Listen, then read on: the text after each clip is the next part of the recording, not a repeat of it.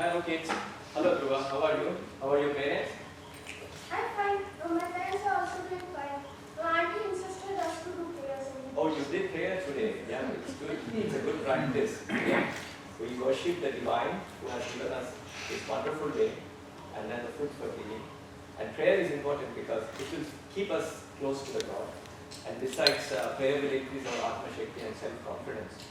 And we follow Sanathana Dharma principles in our life. What is Sanathana Dharma? I keep on hearing it. Yeah, so Sanatana Dharma is like made of two words. Sanatana is like ancient, everlasting, and then Dharma is like the divine duty. Okay, so Dharma includes like love and affection, Dharma includes like honesty and truth, humbleness and non-violence. Dharma doesn't belong to any religion. So all beings, living beings and non-living beings, follow certain Dharma in life. So Dharma helps us to keep us on the right path.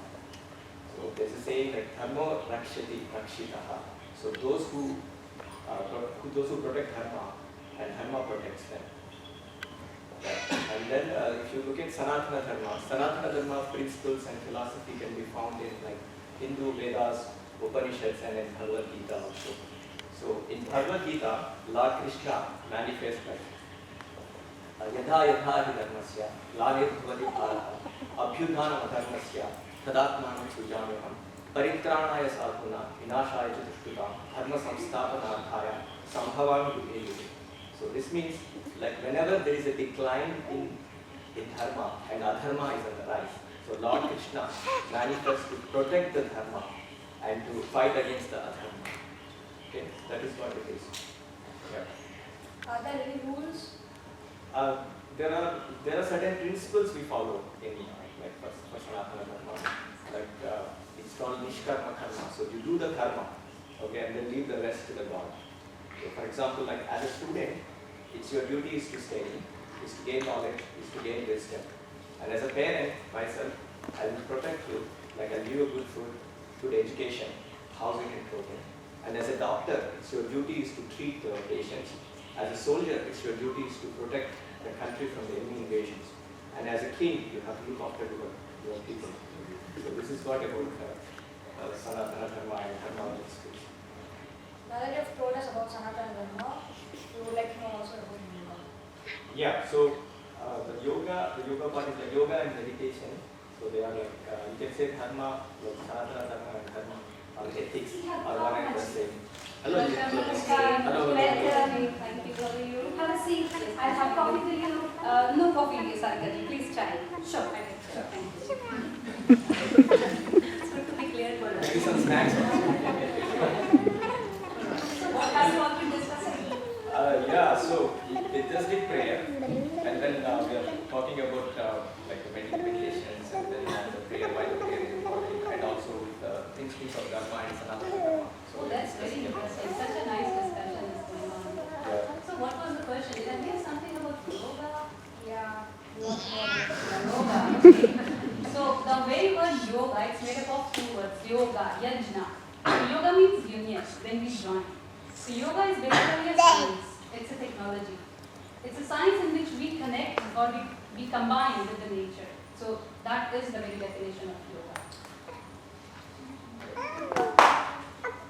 Meditation is, well, it's a kind of a modern, prolonged thing. But meditation is when you are really in connect with yourself and with the surroundings. So when you go to that state of connection, that is known as meditation.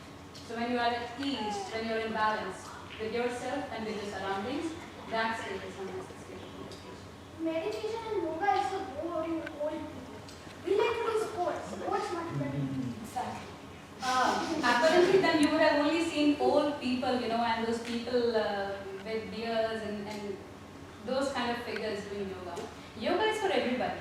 Yoga is, you can start doing yoga, you can see a small baby, infant doing yoga. It's for youth, it's for old people. So yoga is for everybody. Yoga can actually obliterate the very existence of an individual. When you say I like sports, I'm a sports person. I like 80, I'm an 80 person. It's not like that. It's your very existence. And if you think that it's just me, it's not you. You are a combination. You are in union with all the things. Let's do a quick demonstration. What yoga is. One of you like to come here? Please. So, if you or any one of you could just hold your nose and mouth and try to breathe without opening your mouth and nose. How long can you do that? So you see, just within a few seconds, the body needs oxygen. So the very existence of you is not within us. It depends on the trees. So once we know that half of the part of our lungs is hanging on the trees, we don't call ourselves individual. We are in connection with the universe. We are in connection with the trees, with the nature. That is what yoga is all about. To combine, to unite everybody. But then again, it's like yoga or different forms of yoga are there. How would I know which one is better for me? Yeah, that's also a good point. So yoga is a very diverse subject, but basically there are 4 kinds of yoga. So karma yoga means the karma, the day-to-day activities that you do.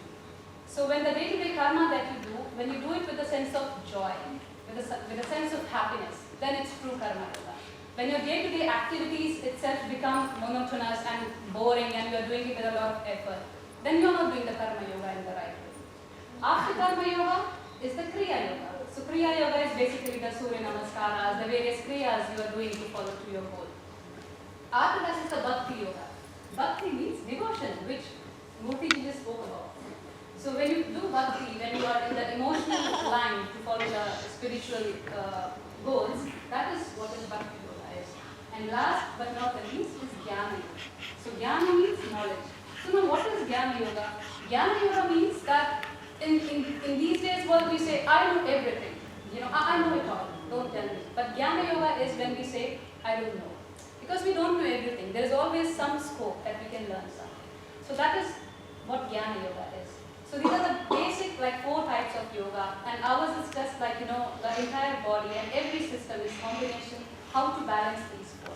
So body, emotion, spiritual, and all these intelligences. When we balance them, then it's the balance of all the yogas. So to find a way in between. Okay, so I was thinking all the yogas are the same because when I was in my college, so actually my roommate insisted me to attend a yoga class. It's called Sahajasthiti Yoga. So it was for 21 days. So, and then we used to wake up 4 o'clock and the yoga class used to begin 4:30 or something. And then the whole 21 days we are not supposed to watch TV, read newspaper, or even drink coffee and tea. So it's the whole 21 days you have to think about yourself. Just detoxify. Yeah, just inner thinking. So what you are and what you are. And then I still remember those 21 days are my beautiful days in my life. So I'll never forget. Exactly. Because for yoga, in is the only way out. So when we connect with ourselves, then only we can connect with the outside world. So when Murthy ji detoxified from the digital detox and everything, so that's how he would stay within himself. And those 21 days, what do you think? I can imagine. It was beautiful days. Yeah. What about cycling?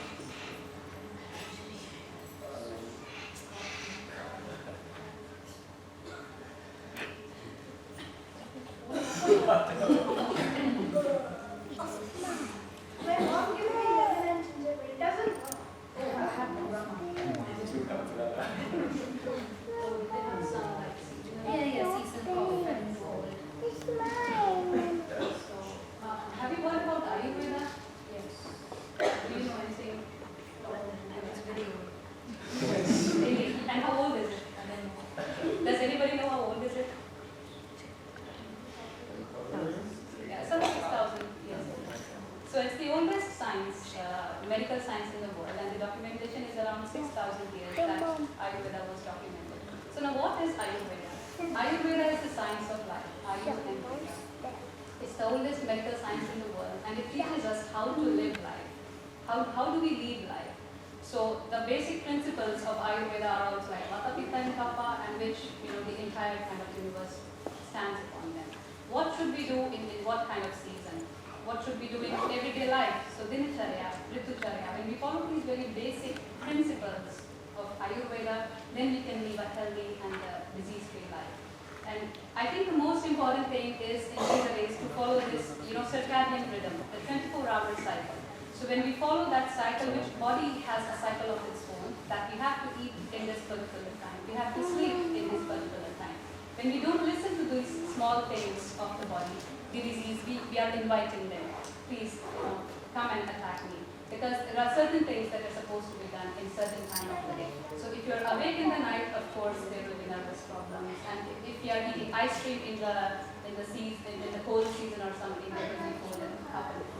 So now you understand why I asked you to sleep on time. But you go to sleep at 12 o'clock. No, that's not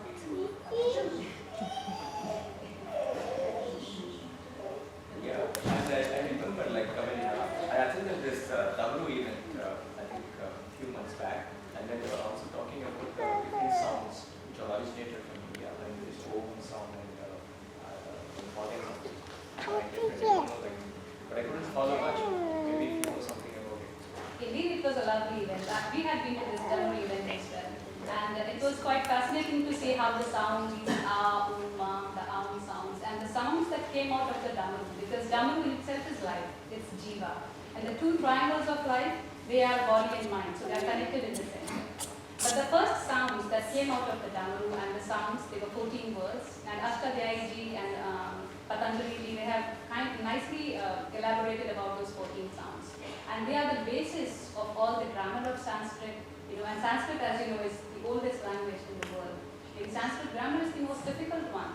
So all the acoustics, all the kind of languages that came later on, they were originated from Sanskrit. And those 14 sounds, the Dhammaru sounds, they were the basis of it. So how fascinating is it? Yeah. Yeah. And also I recently saw a movie, this Oppenheimer movie, and he's a theoretical physicist, and he was appointed to the American government to develop and research the first atomic bomb. So when the first atomic bomb was being tested, so Oppenheimer has like he read a sloka from Bhagavad Gita, and I still remember like not only the Indians who follow Bhagavad Gita, but there are a lot of people outside India who follow Bhagavad Gita. Yeah, quite impressive indeed. And these days, I remember recently there was again this release of the movie Avatar, which manifests, the avatar of Krishna, and these sci-fi movies, because we saw that like when we were kids, when Ravana flew with his Vimana to Lanka and took Sitaji away. So all that we have been seeing, but now these sci-fi movies are bringing the same concept from our religions. Kids these days, they follow these social media, TikTok, and they see that, okay, now it's there. Because now it's there, it's coming now. It's not like that. It's been in our roots and in our culture for centuries, for thousands of years. Yeah. Do you see something in TikTok or YouTube? Yeah, we saw on TikTok. It was the first one. So did you saw him performing the? No, but that was a picture. There was a picture. Yeah. So Shushruta was the oldest surgeon. He's the first surgeon of the world, and surgery hails from India. Even all these modern instruments that these modern doctors are using, 80% of them were developed by Shushruta. So that is how incredible our culture is. Our Vedas, Ramayana, Mahabharata, and the 4 Vedas. They are so highly enriched, and our kitchen, our home remedies are so highly enriched. Yeah, turmeric. Yeah. Yes, turmeric shots, turmeric latte, and we don't use it, till somebody sells it to us, because it's in our kitchen, it's from years. But then we always go to buy like turmeric potion. We forget that our grannies were using the same turmeric for years. Yeah. And it's also one of the reasons, that India is the lowest in Alzheimer's, being the most populous country in the world. We Indians are lowest in getting Alzheimer's disease, whereas the West is.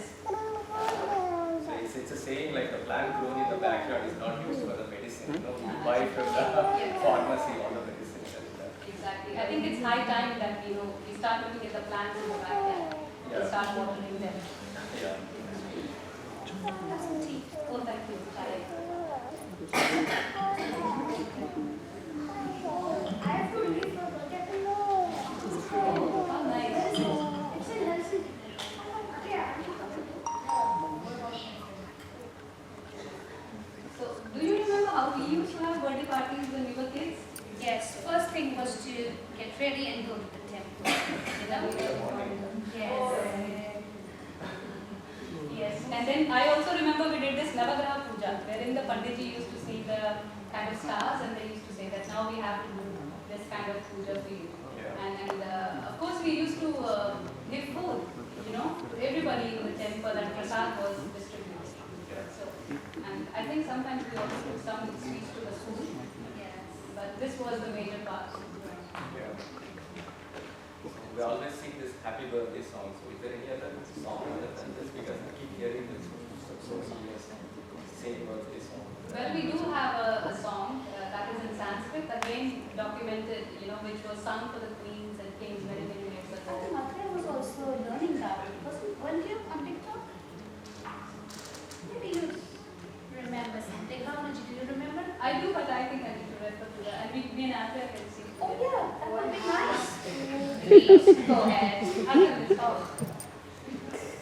So this is a happy birthday song in Sanskrit.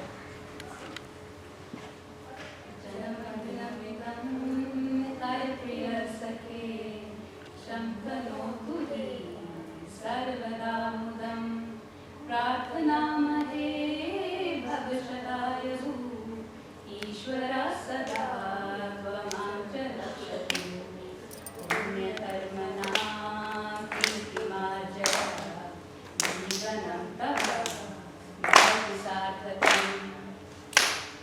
Lovely, Aarti. Thank you so much. But still be good. I like BTS songs, but I like Sanskrit. I really love the conversation today. I have a suggestion. Sanskriti is organizing yet another event. Oh, really? Vani, can we all go there? Let's go. Sure. Yeah. Yes. Let's go there.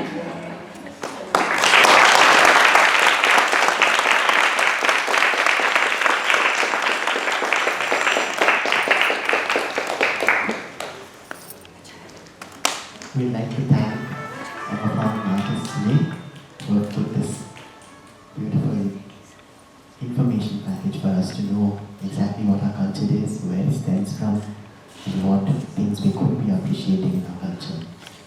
We'd now like to invite Vibhaji, who has come from India, to felicitate